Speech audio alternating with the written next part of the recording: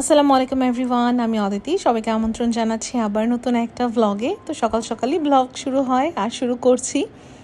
তো বারান্দা দাঁড়িয়ে দেখি কি সুন্দর প্লেন যাচ্ছে, তো সাথে সাথে ভিডিওতে নিয়ে নিলাম।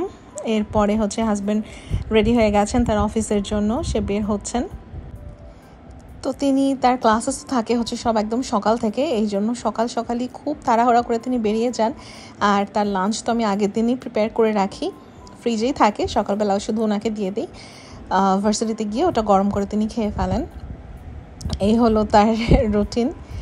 আর বেচারাকে খেতে না দিলে বেচারা খুব অসুবিধাই হয়, এই জন্য যত কষ্টই হোক না কেন খাবার তো দিতেই হয়। তারপর তাকে বিদায় দেওয়ার পরে এখানে আসছি ডায়াবেটিস চেক করতে। ডায়াবেটিস চেক করে নিয়ে এরপর আগের দিন রাতে আমি আর আম্মু মিলে ঠিক করেছিলাম যে আজকে একটু পরোটা বানাবো, আলু পরোটা। শীত শীত ভাব, আমাদের এখানে তো অনেক ঠান্ডা পড়ে গেছে, চারিদিকে খোলামেলা, তো প্রচুর বাতাস আসে, এত ঠান্ডা বাতাস। আমার আম্মু বলা বলি করছিল যে এই বাতাসেই মনে হয় শীত নেমে আসবে, প্রচুর বাতাস। আর মাশাআল্লাহ আমার বাসায় এত বারান্দা, এত জানালা, মানে চতুর্দিক দিয়ে এত সুন্দর বাতাস আসে, মনে হয় যেন আপনি এসি ছেড়ে রেখেছেন পুরো বাড়ির ভেতরে। মাশাআল্লাহ এত সুন্দর, যেমন রোদ ঢুকে তেমনি বাতাসও আসে, মানে সব দিক দিয়ে যে এত সুন্দর হয়েছে, মানে কি আর বলবো। তো যাই হোক, এখানে আমরা আলু পরোটা বানানোর প্রিপারেশনস নিচ্ছি। এখানে আটার মধ্যে একটু কালো জিরে আর লবণ দিয়ে আম্মু একটু সফটভাবে একটা ডো তৈরি করে রেখেছে। আর আলুর মধ্যে আমি এখানে লবণ, মরিচের গুঁড়ো, হলুদ গুঁড়ো, জিরে গুঁড়ো, তারপরে ধনে গুঁড়ো, এরপরে চাট মশলার গুঁড়ো, তারপরে একটু গরম মশলার গুঁড়ো, আর একটু কালো গোলমরিচের গুঁড়ো দিয়ে, আর সাথে একটু কাঁচামরিচও আমি কুচি করে দিয়েছি, মানে যখন প্রতিটা বাইটে বাইটে যদি কাঁচামরিচ পড়ে তাহলে খেতে ভালো লাগে।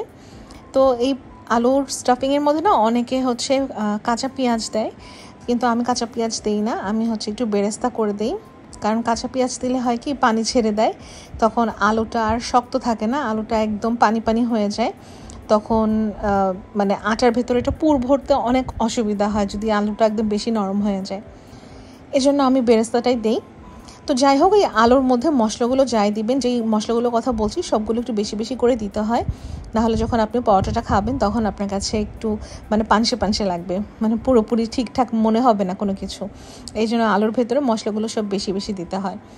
তো এরপর আমি আটাকে ভাগ করে নিয়েছি, যে এই যতটুকুন আটা আমরা গুলেছি ওটা দিয়ে কয়টা পরোটা হবে, ঠিক একইভাবে আমরা আলুর পুরো তৈরি করে নিয়েছি, মানে ভাগ করে নিয়েছি। এই যে এইভাবে এখন আলুর ভেতরে এই পুরটা ভরে তারপরে চারোটাই আমি ভরে রেখে দিব, তারপরে আমি লাস্টে বেলবো। আর এটা যদি আমি কাঁচা পেঁয়াজ দিয়ে করতাম এতক্ষণে পানি ছেড়ে দিত, একদম খুব খারাপ অবস্থা হতো, বেলতে খুব অসুবিধে হতো। তো আগেও আমি ট্রাই করে দেখেছি, তো যার জন্য এভাবে বলতে পারছি আর কি। আর আটাটা দেখে বুঝতে পারছেন যে না খুব বেশি শক্ত না খুব বেশি নরম, বেশ পারফেক্টভাবে আমার আম্মু এই ডোটা তৈরি করে দিয়েছেন আমাকে। তো পরোটা বানাচ্ছিলাম আর আম্মুকে বলছিলাম গত বছর আমি মূলা দিয়ে পরোটা বানিয়েছিলাম, সেটাও খুব বেশি মজা হয়েছিল, আমি তো খুব মজা করে খেয়েছিলাম মাশাআল্লাহ। তো এই পরোটাগুলো না অনেকে আমি দেখেছি তেল দিয়ে বেলে, আবার অনেকে দেখেছি আটা দিয়ে বেলে। তো আমার কাছে না আটাটাই বেশি ভালো লাগছে, কারণ তেল দিয়ে করতে গেলে আরও পুরো দুনিয়া একাকার হতো, মানে আমার কাছে ওটা ভালো লাগছিল না, এই জন্য আমি বললাম যে আমি আটা দিয়েই বেলবো। তো আটা দিয়ে খুব সুন্দরভাবে বেলা হয়ে গেছে। আর বেলুনটা না একদম যেটা স্মুথ টাইপের বেলুন, সেই বেলুন দিয়ে বেললে ভালো হয়। যেই বেলুনগুলোর মধ্যে একটু খাঁজ কাটা থাকে ওগুলো দিয়ে বেললে কিন্তু এই যে পুর বের হয়ে যায়, যার জন্য একদম এই প্লেন বেলুনগুলো দিয়েই আর কি বেলতে হয়। তো আমি এই পরোটা বানানোর জন্য, আলু পরোটা বানানোর জন্যই মেইনলি আমি ওরকম বেলুন একটা কিনে রেখেছিলাম, তো আজকে এটা কাজে লাগলো। আর এই যে পরোটাগুলো দেখেন ভাজার সময় কি সুন্দর এক একটা টোপরের মতো ফুলে ফুলে গেছে। মাশাআল্লাহ প্রতিটা পরোটা ফুলেছে এবং একটুকু ফাটেনি, খুব সুন্দরভাবে একদম পারফেক্টভাবে বানানো হয়েছে। আর খেতে এত বেশি মজা ছিল, আমার আম্মু খেয়ে বলছে যে আমি এত স্বাদের আলু পরোটা এর আগে কখনো খাইনি।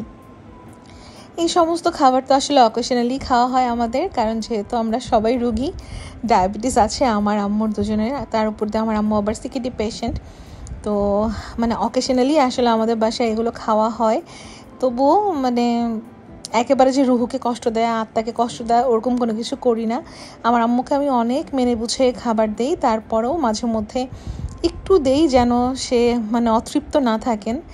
আর নিজেও খাই, যে বছরের মধ্যে তো বেশিরভাগ সময় তো একদম স্ট্রিক্টলি চলা হয়। একদিন একটু এদিক সেদিক হলে ইনশাল্লাহ কিছুই হবে না, আল্লাহর উপর সেই ভরসা রেখেই আসলে এই সাহসটুকুন করি। তো যাই হোক, পরোটা ভাজা শেষ করে আমি চাও চড়িয়ে দিয়েছি, এর মধ্যে আমার হেল্পারও চলে আসছে।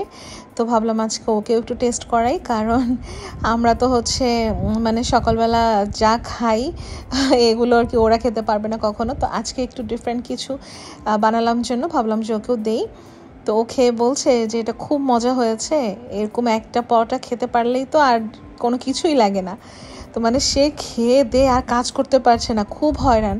পরে আমি জিজ্ঞেস করছি তুমি আজকে এত হয়রান কেন? বলে যে আজকে খাওয়া বেশি হয়ে গেছে, যার জন্য এত হয়রান, বেশি খেয়ে কাজ করা যায় না। তো খাচ্ছিলাম আর আমি আর আম্মু বলছিলাম যে একদিন থার্সডেতে এরকম ব্রেকফাস্ট বানাবো যেন হাজব্যান্ডও খেতে পারেন, কারণ তিনি থার্সডে ছাড়া মানে সে কোনো চিট মিল করেন না, খুব স্ট্রিক্টলি চলেন, যার জন্য থার্সডেতে তাকে ভেবেছি আরেকদিন বানিয়ে দিব।